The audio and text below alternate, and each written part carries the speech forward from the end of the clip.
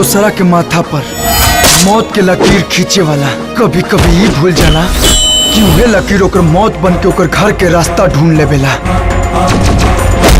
पहले जमीन पर पांव रखे के सीख ले, एक बाद के उपवार करिए।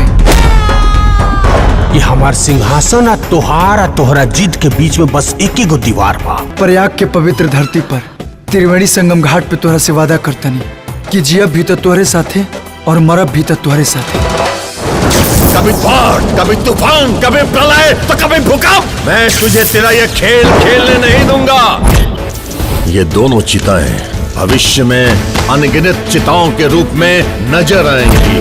प्रेम के नशा तोरा सर पर ऐसन चढ़ल बा कि तू सारा सीमा लांग के वो अखंडानंद के बेटे से प्यार कर बैठ लू।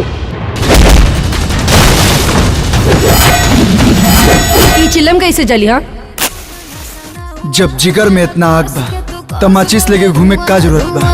जौन राउर मुंह एकरा के पुत्र पुत्र कहत थकत ना रहे, यह राउर हत्या के प्रयास करी। ना बस पंडित जी बस।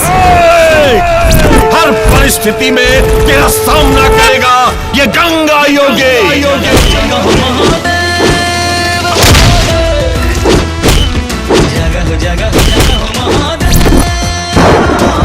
अगर हिम्मत बा तो सामने आके वार करा सन।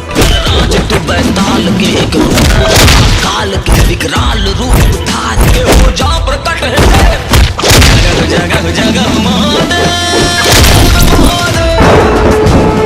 हमने दोनों के मठ के बीच में जौन महाभारत चल रहा बा, वो एक दिन तोहरा के ही कुरुक्षेत्र में खड़ा कर।